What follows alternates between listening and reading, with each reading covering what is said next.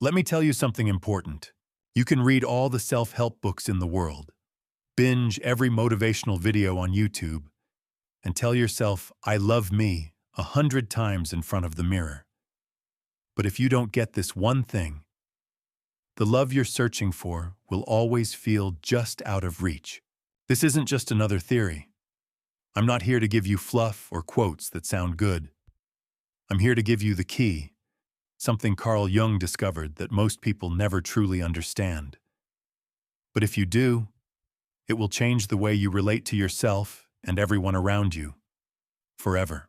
And if you're here, watching this video, it's probably because a part of you already knows that there's something deeper, something more real. This isn't just about accepting your shadow or balancing your masculine and feminine energy.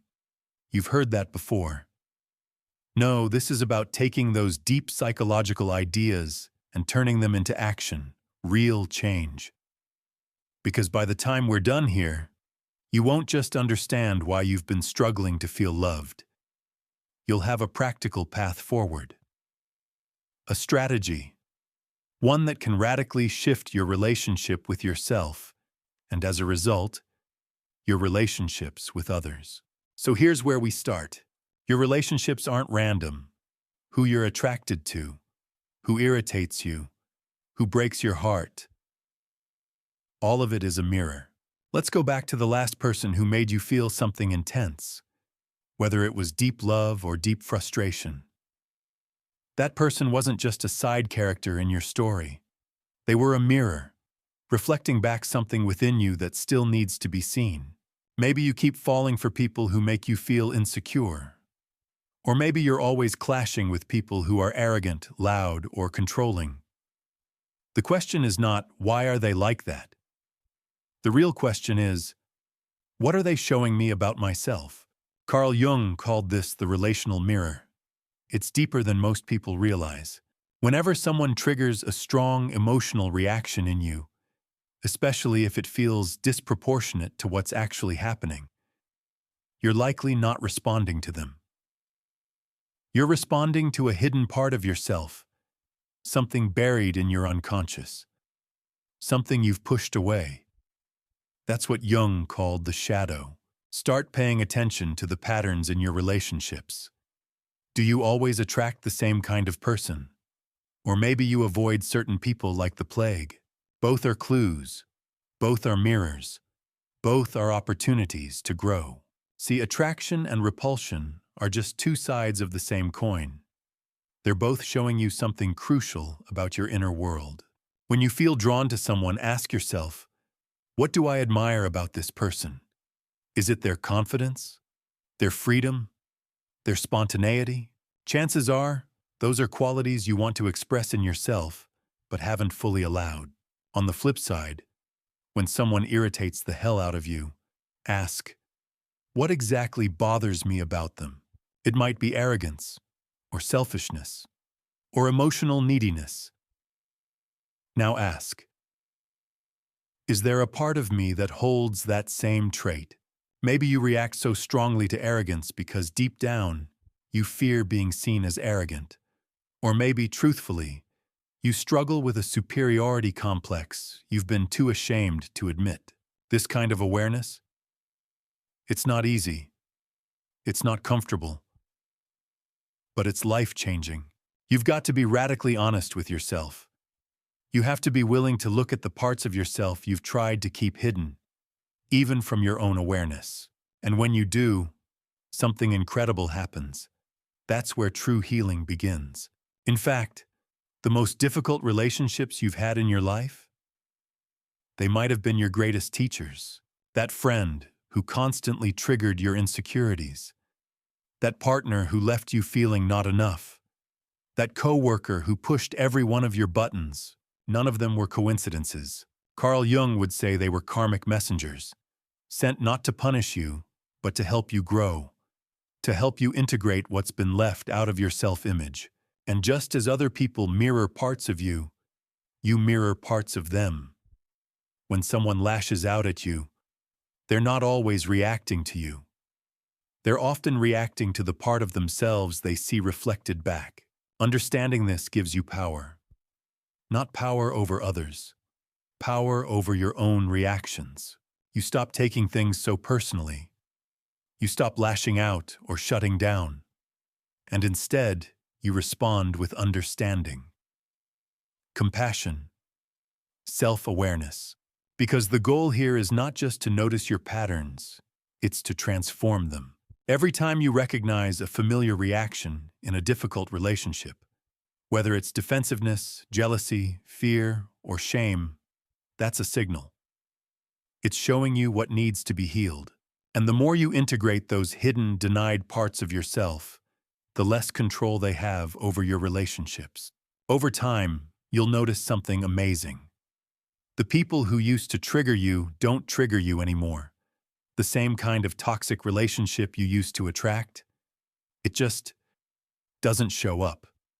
And when it does, you see it clearly. You don't fall for it. Why? Because you're no longer seeking people who reflect your wounds. You're attracting people who reflect your wholeness, the version of you that's healed, the version of you that no longer needs fixing or validation, the version of you that knows, I am enough. Right now. And let me tell you, this doesn't happen overnight. This isn't instant gratification. This is deep work. It takes time. It takes effort. It takes curiosity. You have to observe your emotional reactions like a scientist studying a subject. No judgment, just honest observation. And when you do that, over and over, you start rewiring your emotional responses. You start choosing your reactions instead of being controlled by them. Eventually, the love you were chasing externally, you find it inside. You're no longer looking for someone to complete you. You are already whole. You show up to relationships not as a needy person looking to be filled, but as a full person looking to connect. And that is when real love becomes possible. Not the kind of love that's based on emotional dependence, but a love that's rooted in shared growth, in real connection, in mutual wholeness. Here's the deeper truth.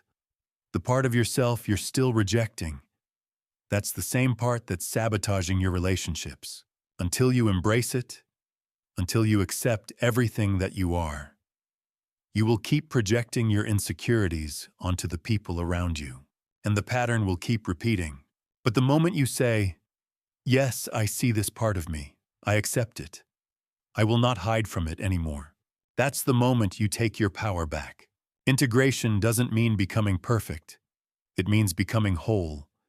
And wholeness includes all of you, your light and your shadow. See, your shadow isn't just the bad parts of you. It's also your unclaimed gifts, your suppressed talents, the potential you've ignored or been too afraid to own. When you reject parts of yourself, you don't just cause internal conflict, you fragment your being. And that fragmentation creates invisible walls between you and the connection you long for.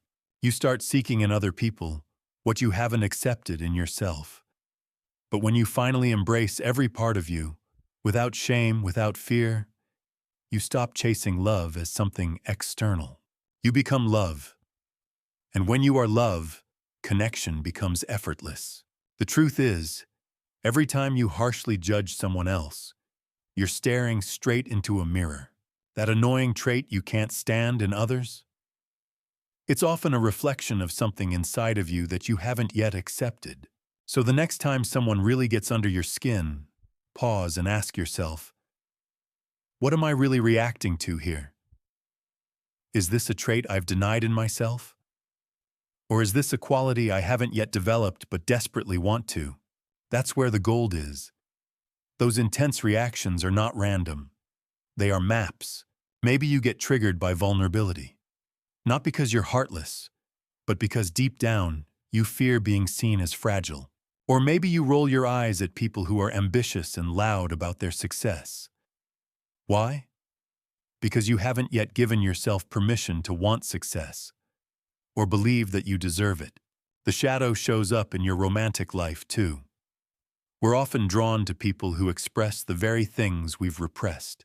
If you keep finding yourself attracted to dominant, powerful personalities, ask yourself, is there a part of me that wants to step into more power? Am I secretly craving to be more bold, more decisive, more in control of my life? Or maybe you're always drawn to people who need saving, people who are broken, people who depend on you. That might be because you're the one who wants to feel cared for, to feel seen, to feel like someone would finally show up for you. But instead of owning that need, you flip the script, trying to meet it by saving others. These patterns, these unconscious dynamics, they don't just hurt you.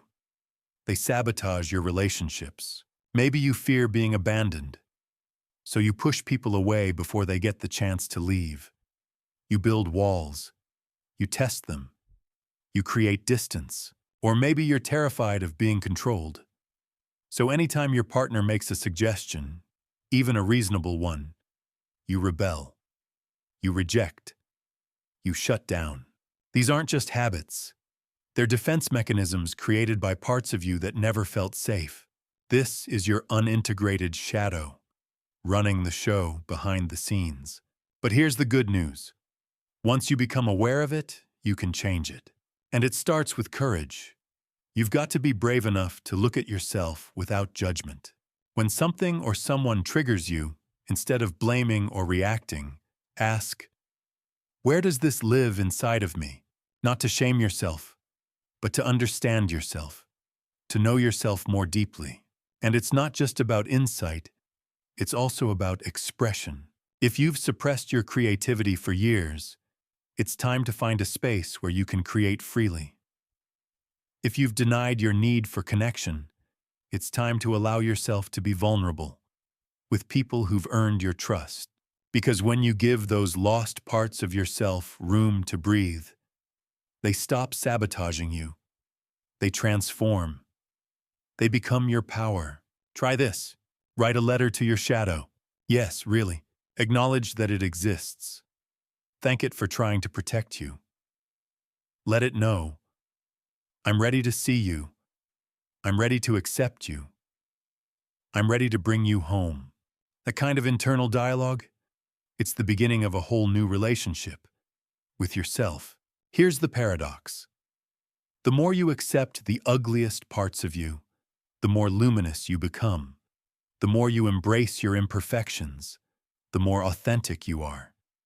And the more authentic you are, the more real, deep, and fulfilling your relationships will be. The best relationships, the ones that truly last, are not built between two perfect people. They're built between two whole people.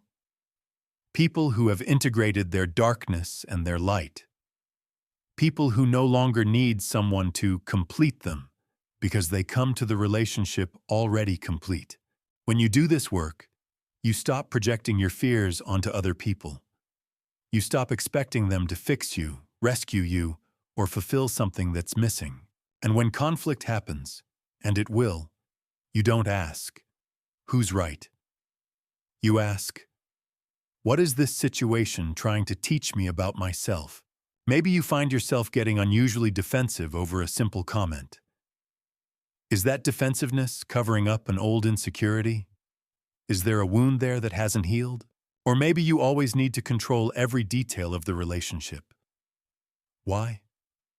Could it be that deep down, you're terrified of being abandoned? These questions aren't easy. They don't give you quick relief, but they lead to transformation. Because the goal of love isn't comfort, it's growth. And when you understand that, everything changes. Attraction, too, becomes a teacher. You're not just randomly drawn to certain people. You're pulled toward them because something in you wants to be seen. If you're captivated by someone's freedom, ask yourself, where in my life do I feel trapped? Is there a part of me that's begging to break free? If you admire someone's creativity, maybe it's because your own inner artist has been waiting to come out. Your deepest attractions are like arrows, pointing to parts of your own potential that haven't been realized yet. And yes, sometimes love hurts. Heartbreak can crack you wide open, But even in that pain, there's a gift. Because when a relationship ends, you have a choice. You can blame, you can resent, you can repeat the cycle, or you can turn inward. Ask, what did this reveal about me? What was I avoiding? What lesson was I meant to learn? And how you answer those questions? That's what determines whether you become bitter or wiser. Real mature love doesn't chase perfection. It seeks mutual evolution. And in a relationship built on that foundation, every challenge is not a threat, but an invitation to heal, to expand, to show up more honestly, more fully, more you. And here's the kicker. When you stop looking at love as a place to hide and start seeing it as a place to grow, you'll find more happiness, not because life gets easier, but because you get stronger. You stop needing perfect circumstances or a flawless partner to feel whole. You become whole through the process, through the reflection, through the willingness to show up for yourself in every relationship you enter. So why do we keep falling into the same kinds of relationships? Why do we keep choosing the same kind of partner over and over, even when we know it won't work? The answer isn't fate. It's not bad luck. And it's definitely not because you're broken.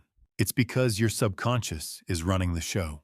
Until you become aware of your inner patterns, those deep-rooted beliefs and emotional wounds, you'll keep attracting relationships that mirror them. Like clockwork. You might leave one toxic partner, only to end up with someone who triggers the exact same pain. Different name, same emotional story. It's not a curse, it's programming. Patterns that were formed when you were too young to even understand what was happening. Maybe you learned early on that love is inconsistent, that it comes with conditions, or that to be loved, you have to perform, please, or sacrifice your needs. Your nervous system remembers that. And because the brain is wired to seek the familiar, even if it's painful, you end up drawn to what you know, not what's healthy. So what do? First, you bring awareness to the pattern. Look at your relationship history like a film reel. Play it back, not to judge yourself, but to study it. What's the recurring theme? Do you always feel abandoned? Are you constantly attracted to emotionally unavailable people? Do you tend to lose your identity when you're in love? These aren't accidents. They're signals. And every signal is pointing you to a wound that still needs healing. Psychology confirms it. Neuroscience confirms it. These patterns aren't just emotional, they're neurological. You've literally created brain pathways that reinforce your relationship habits. Breaking those circuits requires conscious effort. You have to choose differently, again and again, until new connections, new responses form in the brain. It starts with tracking your emotional triggers. What situations spark a reaction that feels bigger than the moment? Maybe your partner doesn't text back for a few hours, and suddenly you feel panicked. That's not just about the message. That's an abandonment wound being poked. Or maybe they make a suggestion, and you instantly feel controlled. That's not about the suggestion. That's about a part of you that fears being overpowered. When you notice these triggers, don't judge them. Don't suppress them. Get curious. Ask us, where is this coming from? What does this remind me of? What old story is trying to repeat itself right now? This is how you interrupt the pattern. And it's not just about awareness. It's also about reconnecting with your body. Relational trauma lives in your nervous system. And often, your body reacts before your mind even knows why. That rush of anxiety when someone pulls away. That surge of anger when you feel misunderstood. It's not just in your head. It's in your body. So learn to recognize those sensations. Where does fear live in your body? What does emotional familiarity feel like? Because sometimes, the thing you're attracted to is actually the thing that's wounding you. We talk a lot about addiction in terms of substances, but there's such a thing as relational addiction too. That intoxicating pull towards someone who feels exciting, dramatic, chaotic, That's not always love. Sometimes that's your nervous system craving the chaos it's used to. So when you meet someone healthy, someone steady, they might feel boring, uninteresting, like something's missing. That's normal. It just means your system hasn't adjusted to safe love yet. Don't confuse chaos with chemistry, and don't mistake peace for dullness. You're rewiring your experience of connection, and that takes time. Another powerful tool?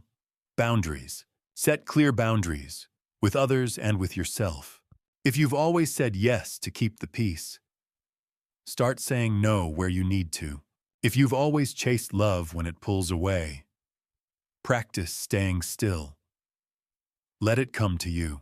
And yes, at first, it will feel uncomfortable, even painful, because you're stepping out of a pattern your body has lived in for years.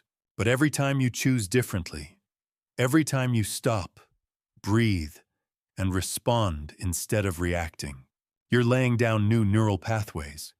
You're rewiring your brain for love that doesn't hurt. Neuroplasticity is real. Your brain can change, and it changes through repetition and conscious choice. The goal isn't to find the perfect relationship. It's to become the kind of person who can create healthy, authentic, and soulful connections, because you've already done that work within yourself. Because here's the ultimate truth. Until you understand what you're really looking for in others, you'll keep looking in all the wrong places. Love isn't something you get from someone else. It's something you are. And when you live from that place, love stops being a struggle and becomes a natural expression of who you are. But we've been taught otherwise, haven't we? We're raised on stories that say love is something outside of us, that it's this magical force that finds us if we're lucky enough, if we're pretty enough, smart enough, successful enough. But here's the shift. You are the source of your own love experience. You don't need anyone's permission to love yourself. You don't need to achieve anything to deserve it. Self-love isn't a reward for being perfect. It's your birthright. The moment you stop fighting yourself, the moment you remove the walls you've built against your own heart, unconditional self-love stops being a theory and becomes your reality. And the irony? The moment you stop needing love so desperately, you become more capable of experiencing it deeply. You stop grasping. You stop performing. You stop trying to earn connection. Instead, you start sharing the love that's already within you. You're no longer waiting for someone to come along and fill your cup. Your cup is already full. And when it overflows, that's where real relationships begin. Not the kind rooted in survival, but the kind built on expansion. You don't look for someone to heal your wounds, but you might grow together. You don't expect someone to fix your loneliness, but you share your solitude, your wholeness, your joy. And that's what makes it beautiful. Because narcissism, neediness, control, they all come from the same place: insecurity. From the feeling that I am not enough. From the fear that I need someone else to make me okay. But when you honor all parts of yourself, your joy, your pain, your desire, your fear, something changes. You become real, and real people can love authentically. So here's a practice that will change your life: conscious self-compassion. When fear shows up, welcome it. When sadness knocks, listen to it. When anger rises, hold space for it. When shame creeps in, offer it kindness. Every emotion is a part of your humanity. Not a flaw, not a weakness, but a signal. A teacher. A voice that wants to be heard. Because when you love yourself unconditionally, you gain the capacity to love others the same way. And here's the final paradox. The love you've been chasing, the connection you've been desperate for, it's been here all along, like a fish searching for the ocean. You've been swimming in love this whole time. Your task is not to go find love. Your task is to recognize it, to remove what blocks it, to become it. And from that place, everything else aligns. So if this message resonated with you, share it with someone who needs it. And if you're ready to go deeper into this journey, subscribe, hit the bell, and let's keep exploring this path together. Because love isn't something you find, it's something you build. And that journey, it starts right here, right now. Thank you for walking this path with me. Until next time.